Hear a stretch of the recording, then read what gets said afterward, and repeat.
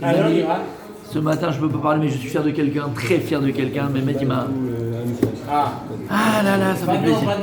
Pas de nom. Les amis, on continue. S'il vous plaît, on continue. Alors, on continue. Ira. J'ai fait ça, moi. On est dans Ira, Nachon? Voilà, Ira. Ça commence. Ugvar Gilta Neshama Achat la Rav Akadosh Bar Reshit Chochma. Regarde Reshit Chochma quand il parle là-bas de Gehinam et de machin. Après, je vous ai dit, c'est Freddy Kat, c'est de la rigolade. Donc regardez pas pour pouvoir dormir. Aval, là-bas il ramène le Rav Reshit Chochma qui est une Neshama qui est venu lui parler et lui raconter. Comment ça se passe Borla Mahemet après 120 ans. Et là-bas, entre autres, elle a dit Shimedagdekim ala Adam inashemi arbioter ma shiu choshev. C'est quoi notre problème? On a été éduqué à la tunisienne. Et la tunisienne Mechila, d'accord, c'est quoi? C'est pas grave, Dieu il a besoin de ça, c'est le cœur, Dieu il a pas besoin. Mais Dieu il regarde pas ça, il a besoin que tu te laves les mains 3 fois avant de manger le pain, Dieu il a besoin de ça. Rien n'est important, rien n'est chachou. Mais malheureusement, tu comprends ce que je veux te dire? Rien n'est chachou. Rien n'est chachou. Il dit ici le Rav, attention, cette Neshama est revenu chez le Reshit Chochma, il lui a dit, il lui a montré, et il lui a dit, si les hommes, avec un grand H, savez combien dans le ciel on est Medagdek al kol davar vedavar. C'est quoi Medagdek?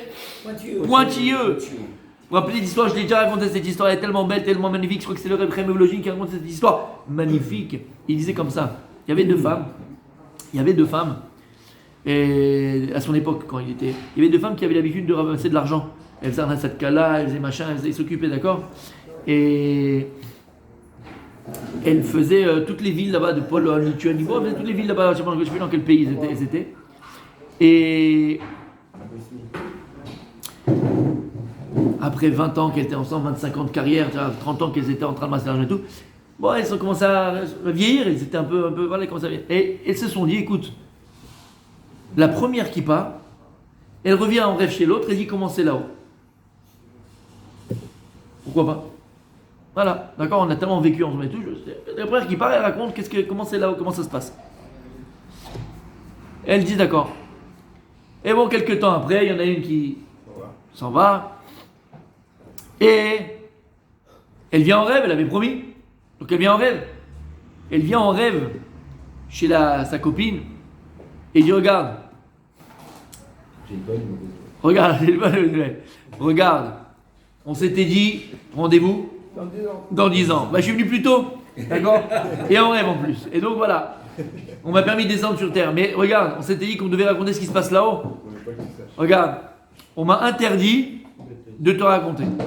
Et moi j'ai dit, mais j'ai fait un éder, j'ai juré quoi. On a fait un éder entre guillemets, je peux pas ne pas. Merci. Qu'est-ce que je peux faire? Un édarim en bas ou en haut. Comment? Ils étaient tous au golf. Vous pouvez pas faire un édarim. Ils étaient au golf. Alors. Elle a dit, mais j'ai juré, on s'est juré mutuellement de dire ce qui se passe là-haut. Alors ils m'ont permis de descendre et de dire une seule chose. Une chose ils m'ont permis, pour pas que ma parole, je tiens pas ma parole. Et tu te rappelles, il y a 25 ans, quand on est dans telle ville, on était parti ramasser de l'argent pour tel cas-là. Tu te rappelles ou pas? Elle dit, ah oui, ouais. Mais tu te rappelles, à un moment donné, on était dans la rue comme ça, on marchait, et il y a un juif qui est venu vers nous.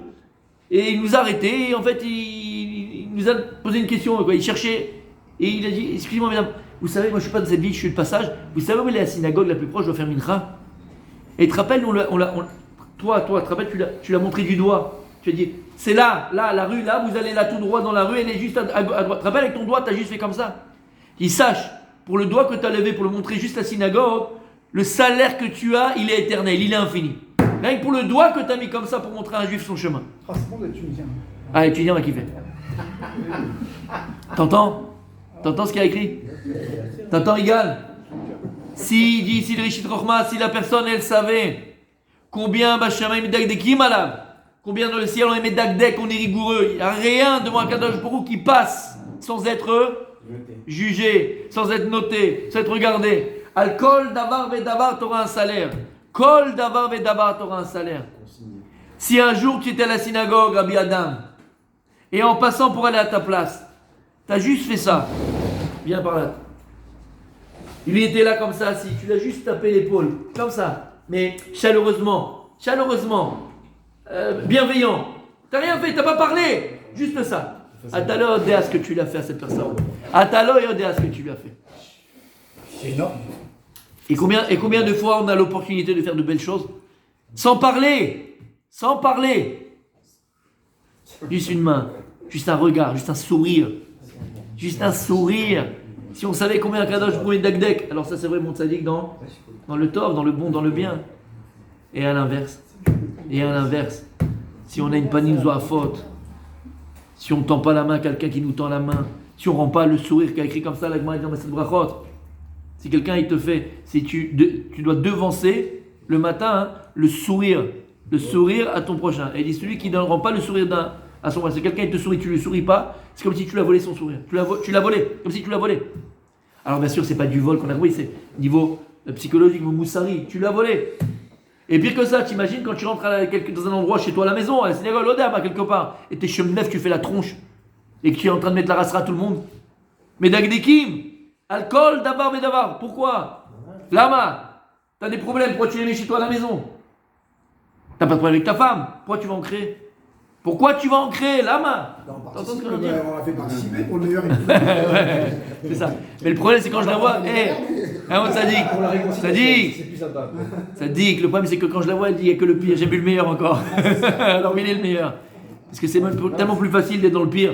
Mais tu commences à dire, Akadosh, vous met dagdek sur chaque chose que tu fais, chaque petit geste, chaque petite parole, chaque pensée que tu as eue, il n'y a rien. Et ça, c'est Hirat Shamayim. La Hirat Shamayim de te dire que Behemet, il n'y a rien qui passe devant Hachem et qui est oublié. Rien. Chaque petit détail de ta vie, chaque petite chose que tu fais, elle est inscrite Rabbi Yigal. Chaque chose que tu fais. Rentrant à la maison, tu tapes ta femme par la taille, juste comme ça, pour lui montrer ton amour. Et elle se sent bien, elle se sent aimée, elle se sent désirée, elle se sent. Kadosh Medagdek. Celui-là, il fait du shalom bayit chez lui. Moi, je m'occupe de son shalom bayit. S'il fait un effort, je vais m'occuper de son shalom bayit aussi. T'entends ce que je veux dire? Ouais, bon, on s'est disputé, elle m'a dit, ma truc, ma grand-mère, mon père, ma belle-mère, mon truc, machin, mais du chouette. Rabbi, t'es en train de gâcher ta vie.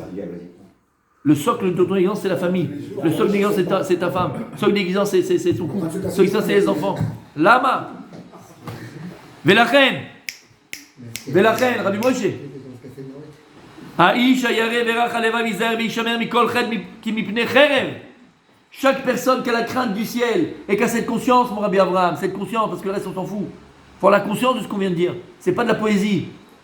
C'est pas pour faire peur. C'est comme ça que c'est une réalité. Qu'est-ce qu'on avait dit? Oui, mais cette réalité, elle me dépasse. Mais c'est vrai, mais toutes les réalités, elles sont vraies. Qu'est-ce qu'on avait dit la semaine dernière? Non. La réalité physique,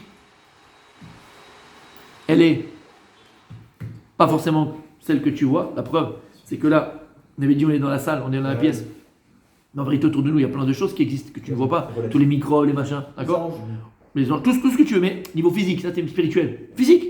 Si tu avais des lunettes télescopiques, tu verrais là autour de nous plein de microbes, plein de machins. Ça c'est des parasites, ça c'est des comment on appelle ça là, des machins, ça c'est des. D'accord? Mais tu ne le vois pas. Mais ils existent. Psychologique, pareil. D'accord? La réalité psychologique, elle est différente, elle est relative. C'est pas forcément celle que tu crois être qui existe. La preuve, deux personnes au même mariage, ils vont faire deux tableaux différents du mariage où ils ont été. Un c'était extraordinaire et l'autre c'était naze. Et donc tu vois même au niveau spirituel, la réalité que tu vois, c'est pas forcément celle qui existe. Et c'est comme ça que c'est. Et donc il dit, quelqu'un qui a Hirat Shamayim, qui a la conscience de cela, il doit avoir peur du péché, pas du péché à la chrétienté, d'accord, aux chrétiens, peur du péché. Péché c'est quoi on avait dit? C'est quoi le chet?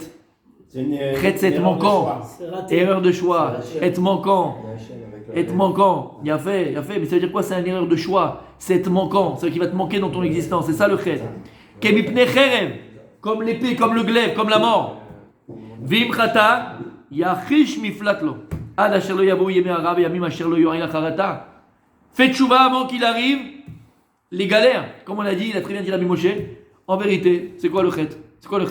C'est les mauvais choix que tu fais. Et sache que tes mauvais choix, ils auront une conséquence. C'est le cours de mercredi, Bezrat Hashem. Cours de mercredi soir, Bezrat Hashem. Kol asher bekocho la'asot, ya'aseh. Voilà. C'est ce que je voulais te dire ce matin, mon tzaddik. Il n'est jamais trop tard. Kol asher bekocho la'asot, ya'aseh. Ah, mais j'ai perdu du temps. Regarde, ils sont tous partis. Ils ont fait le comment c'est pas le marathon. Merci. Ils en avaient pensé. Ils ont fait le marathon. Ils sont partis déjà il y a une demi-heure. T'as tes jambes. T'as ton souffle. T'as le. Commence et donne-toi à fond. C'est tout ce qu'Hachem veut voir. Après rattraper, pas les rattraper, si j'arriverai à temps, pas à temps, c'est pas ton problème, ça c'est l'entrée des mal Hachem. Aval, t'es sur la ligne de départ, égal. Tant que t'es sur la ligne de départ, il n'est jamais trop tard. Vas-y. Qu'est-ce que tu fais? Bechol kocho. Ma shiata echol asot ta'aseh, aval ta'aseh. Si je sais qu'on te reprochera. Ouais, mais c'était trop tard, tu vois, j'étais trop vieux. Moi, la Gemara, c'est pas pour moi. Machin, le nar, bon, moi, les Gaulois, je préfère. Machin, c'est quel truc, le boulot, les enfants, la femme, le truc, le milieu chouette. Rabbi, ça, c'est des tiroutsim. Quand on dit tiroutsim, égal. Merci, égal. Ce sont des excuses. Et on se cherche à chaque fois des excuses. Qui t'empêche de prendre 10 minutes de ton temps tous les jours? Qui? Une demi-heure de ton temps. Qui t'empêche? Personne t'empêche. À part ta lourdeur. Ta lourdeur. Parce que des fois, Sarah, il prend un autre nom, ça s'appelle le lurkik. Et on termine. Omnam. Irazo, Kore, Ota, Bazor, Kadosh, Irara. Malgré tout, cette ira qu'on va avoir du chay, du péché, que Hachem est dagdeg, comme on a dit, ça c'est Irara. Lama. Chez Eno, Yaret Hachem. C'est pas la ira, c'est pas la crainte qu'on attend de toi. Parce que de quoi t'as peur? T'as peur du bâton. Mais t'as pas peur de celui qui tient le bâton. De qui il faut avoir peur? Pas du bâton, t'es pas un enfant. Un enfant, au départ, quand on l'éduque, il a peur du bâton. Pour avoir peur du papa. Au début, il a peur du bâton. Comment il dit le Rambam, c'est quoi cette ira, Michael? Il dit c'est la ira des enfants et des femmes. La ira des enfants et des femmes. La peur du bâton, la sanction. Voilà, la sanction. Alors, il dit, le soir, c'est une ira ra'a. Parce qu'en vérité, c'est pas cette crainte qu'on attend de toi. Oh, peur de décevoir? Non. La véritable crainte à laquelle il faut arriver, la ira de Shamaim qu'il faut arriver, c'est craindre Hachem pour ce qu'il est. T'as compris? Ça s'appelle en vérité, comme on l'a dit plus une fois, en vérité, la ira, c'est vrai, émettre, ça commence par la crainte. Mais cette crainte en vérité, comme un enfant avec son père ou avec sa mère, il doit t'amener au respect. C'est que je ne vais pas enfreindre les choses que Dieu ne veut pas, par respect pour lui, parce que je sais qu'il est, je sais qu'il est tout. C'est le roi. Pas parce que j'ai perdu. Donc peur de décevoir comme un papa, peur de faire de peine en fait. Oui, d'accord, aussi. Il y a cette notion de décevoir, mais pas que pour décevoir. Je le crains pour ce qu'il est. C'est le Melech, c'est le roi. C'est tellement splendide, tellement grand, tellement immense que Anilo Yachol. C'est beau. Tu comprends ce que je veux dire?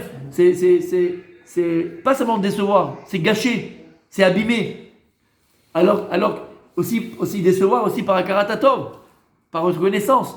Il est tellement grand, tellement géant, tellement infini Hachem, tellement il me donne, tellement il est bon. Et moi je vais enfreindre sa parole, c'est cette ira là, ça s'appelle une crainte, mais ça s'appelle aussi le respect. Quelqu'un il te donne à manger, tu fais des choses contre lui, contre cette personne-là? Non. Alors Kalba Chomer, pour le maître du monde, il te donne à chaque instant de la vie, chaque instant de vie. Et tu penses cette vie que Dieu il te donne pour faire du mal. C'est comme si quelqu'un il te donne de l'argent pour que tu fasses un business et réussir ta vie. Tu prends cet argent, tu vas aller au casino. Qu'est-ce que t'en as fait, fils? Moi je t'ai fait ça pour que tu t'en sortes, pour que tu deviennes, pour que tu le construis, tu vas au casino. Ça c'est à peu près pareil. Toi tu prends la vie que Dieu t'a donnée, tu joues au dé. Tu fais tourner la machine. Donc il dit le Rav, il y a une ira qui est beaucoup plus élevée que ça. Cette ira qu'on a parlé, cette ira d'Aronesh, c'est l'ira de la peur de la sanction, comme tu as dit. Elle appelait ira Ra'a. Lama, parce que c'est pas cette ira complète qu'on attend de nous. Continue demain, mes attachés.